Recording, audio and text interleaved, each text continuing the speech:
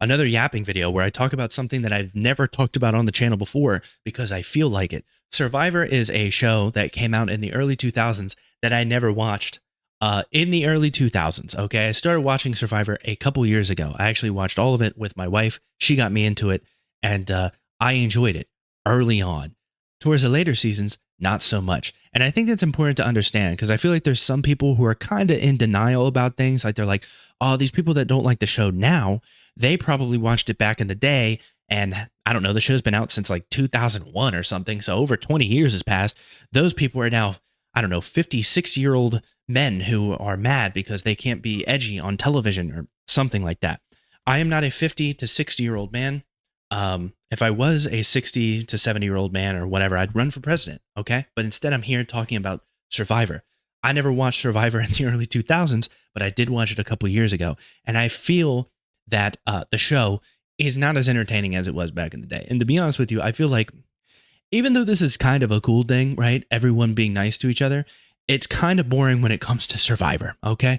It's cool that you guys are casting these super safe casts where everyone's just kind of dorky and they're patting themselves on the back for being on Survivor and everyone's just oh so nice and you know they've all got their struggles and they're all fighting the struggles. But man, it sure isn't as entertaining as having like a genuine villain. See, the thing about Survivor, right, is there was always, I guess, a meta when it came to the social game because, yeah, they do these little puzzle challenges or whatever, and having a physical advantage in those helps you out and you can get immunity. But then there's another aspect to the game, which is the whole how you handle these social situations because you know, you could win immunity or you could not win immunity. But one thing that'll save you is if you're good socially, because then you just won't get somebody voting you out. Or you could just kind of read the room and just know that if as long as people aren't saying your name, you're fine, right? That's like a classic old school Survivor technique. As long as my name isn't the name that's getting put out there, that's fine. Nowadays, you get like a confessional with one of the, like a one-on-one with one of these people, and they're talking about the meta of the game over 20 years and the meta of every play from here. And it's like, no, that's not. Go back to being mean. Go back to being mean. It has the Overwatch problem, okay? I used to think that Overwatch was going to be like one of my favorite games of all time, and it was for a very short period. And then they started to change things in Quick Play, which is the casual game mode, to cater towards those people playing the competitive game mode.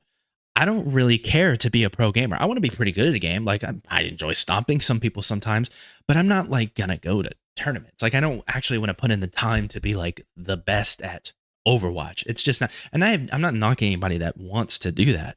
It's just not what I would want to be the best at. Okay, and there's plenty of pro players that are making good money doing that.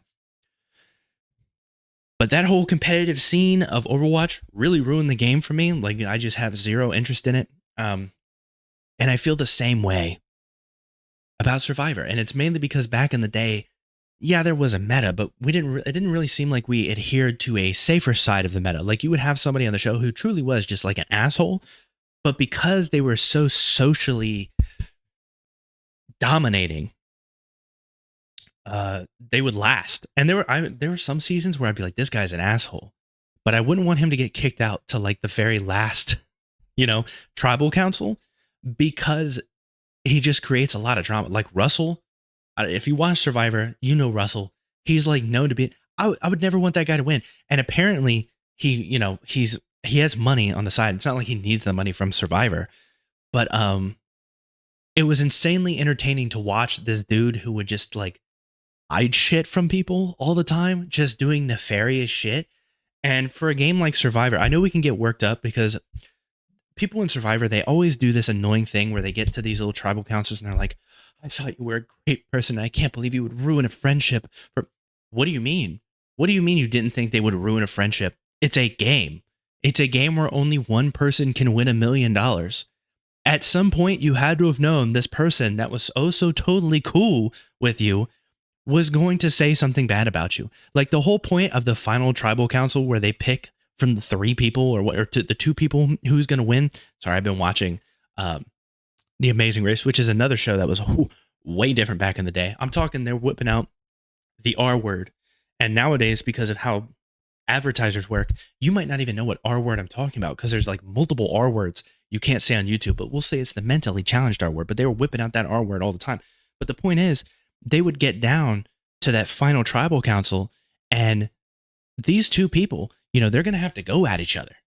You know what I mean? Like, they're going to have to just roast each other, because you can't just go up there and be like, well, I'd really like the money, but I don't want to say anything bad about the other guy, because you've got all these other people that were kicked off here and be like, screw you, dude. What do you mean you don't want to insult the other guy? You know what I mean?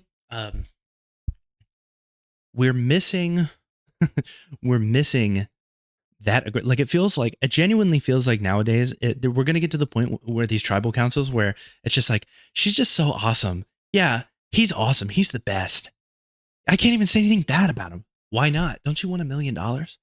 Like, we're actually going to give the $1 million to whoever gave the nicest speech about the other person. That sounds like something that I do in kindergarten. Not a $1 million game show that's supposed to be about outwitting people. The thing is, right, unfortunately, a lot of people don't realize this. A lot of outwitting comes from people who are assholes. Where do you think they learned how to do it? People that scam people are good at outwitting. They just are. But the cool thing about Survivor is that type of person can get to the very end, but then you get to that last little group of two, and then it truly does become like a test of character. Like, there have been plenty of people that have made it to the end that truly sucked, and they ended up not winning because the person that they took to the very end was just so much more likable of a person. But throughout the whole season, we were provided pretty much just nonstop entertainment from this asshole. You know what I mean? And it's just, and it also made, like, when you had one of those seasons where it's like, oh, it's Russell, who's just been an asshole this entire game, and it's this Angel. It literally makes the remaining person, it makes their victories feel even better, because it's like, oh my God, like, just to see Russell be like, it's rewarding. And it's not like I truly hate the guy. He's on a game show. I'm aware of what I'm watching. I'm aware that it's a game show. It's not real life. Oh, this guy's an asshole in a show. I guess he really wants to win. Now, don't get me wrong. There are legitimate assholes that have been on the show. One dude, I think his name was Dan, he literally got kicked off the show because he was too touchy-feely. And he was too touchy-feely with contestants, but it was when he was too touchy-feely with a producer that they kind of drew the line and kicked him off the show. But it is what it is. They eventually did it. They kicked him off. You shouldn't have those weirdos on the show.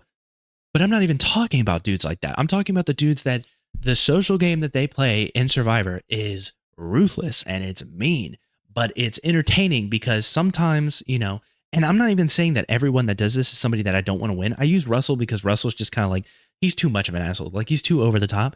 But there's people in the show that might have been an asshole, but like, you kind of want them to win because you kind of feel like they deserve it. Like, there's been some people that have been assholes, but they were also just really, really good at challenges physically, and everyone was rooting against the person. You know what I mean? I wish I could remember what season this was, but I remember there was this one guy that they kept trying to knock out, but he just kept winning immunity from the challenges. And I couldn't help but to root for that guy, because I'm like, damn, dude, like, everyone is turning against you. You're like the only person left on your own little island, on your own little team. There's like 5 people against you, and you just keep winning challenges, so they have to vote out each other instead of you. I couldn't help but to root for that guy because, I mean, that's just sick. And yeah, at times he was a little bit of an asshole, but I'd be a little bit of an asshole too if I had these 5 people against me and they kept telling me my time was coming, but I just kept winning immunity so they couldn't vote me out. I'm telling you, every single day I'd be like, losers, all of you. I'd be mean as shit.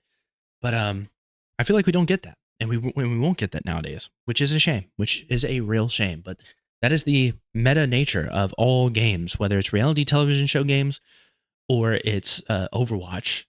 It truly sucks ass, but it is what it is. I don't hate the show nowadays like some other people do. I'm never excited to watch it, and going back and watching old Amazing Race, because that's another show I never watched, but my wife got me into it. Seeing the stuff they would say, I'm telling you, there's people just saying wild shit. And some of the stuff is annoying. Like the, I don't know, the woman who basically goes to any country that's not very white dominated, and she's like, ugh, disgusting. She literally went to a country that was torn apart in a very similar way to a certain other country, But she didn't have as many problems in this other country. But I think it's because she was surrounded by white people. But it is what it is. It's different times, baby. But I do like a villain. I do like a nice villain that I can root for their downfall, you know? But it's a little too safe now. It's easier to get a safe cast who's just like, we're all awesome. We're all on Survivor. Jeff is my dad. I don't know. But I've never talked about Survivor on this channel before. I'm just yapping.